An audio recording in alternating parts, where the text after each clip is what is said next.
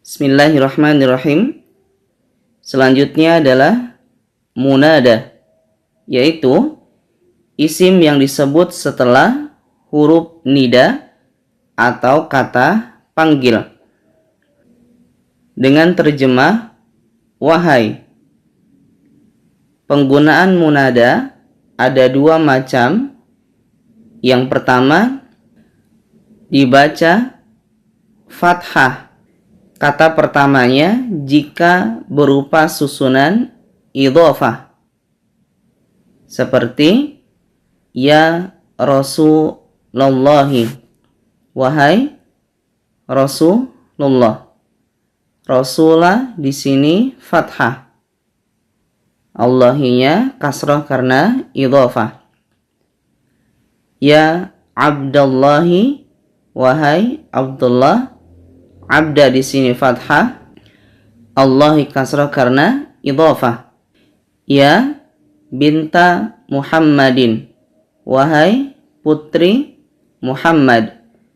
Binta fathah, Muhammadin kasrah karena idhofah.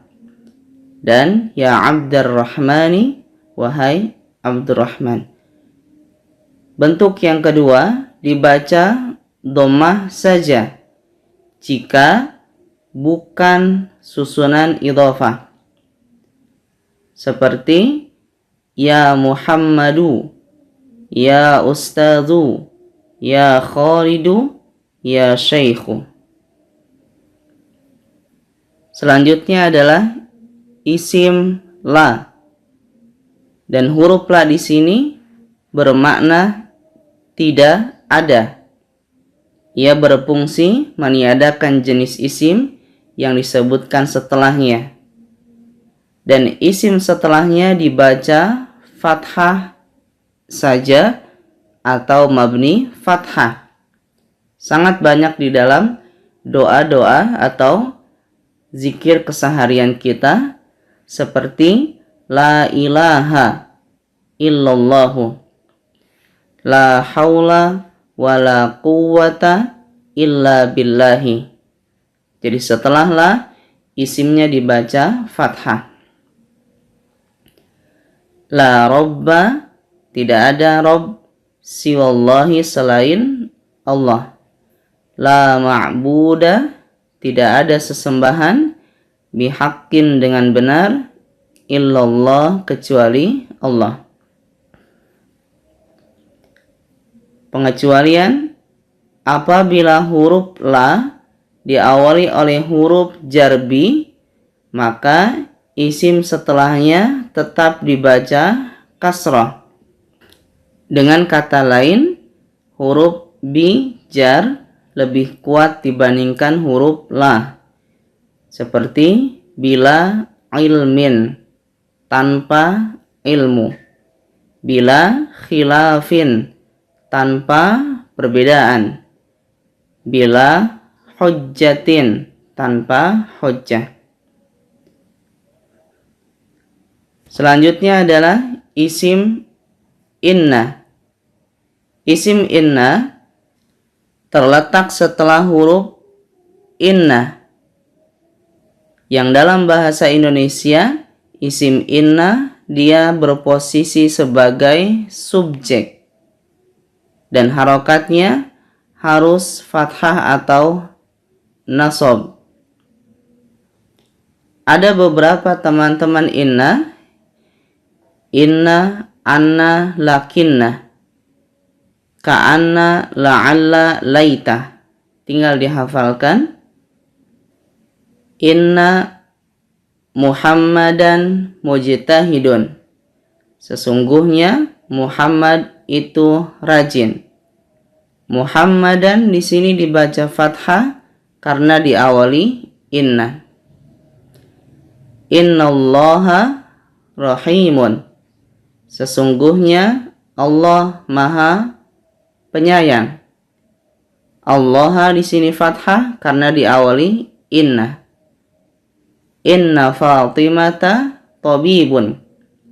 Sesungguhnya Fatimah itu seorang dokter. Fatimata fathah karena inna.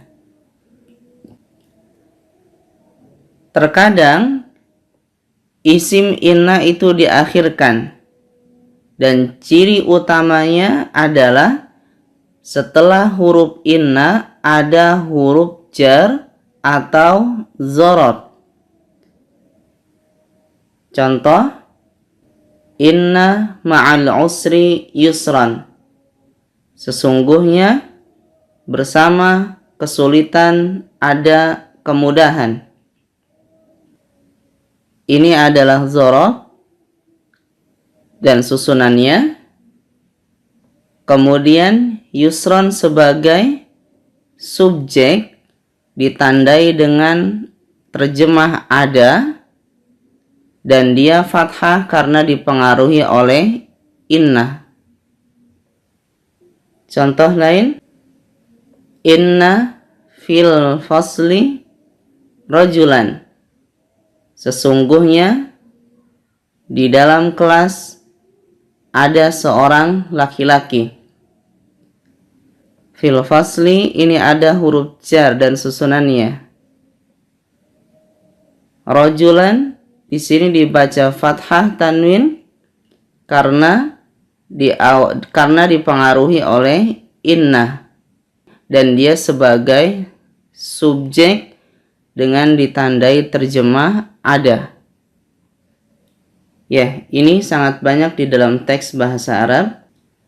Jadi, dimanapun subjeknya, selama dia ada inna dan kawan-kawan, maka subjeknya tetap dipengaruhi.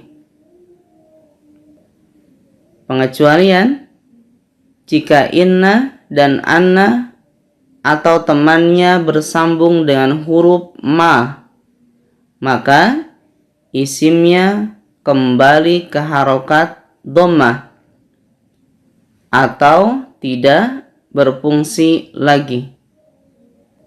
Contoh, innamal a'malu binniyati. Sesungguhnya segala amal itu dengan niat. Al-a'malu di sini tetap dibaca dhammah karena innama tidak dibaca fathah. Contoh lain, annamal hayatud dunya la'ibun. Sesungguhnya kehidupan dunia itu hanya permainan.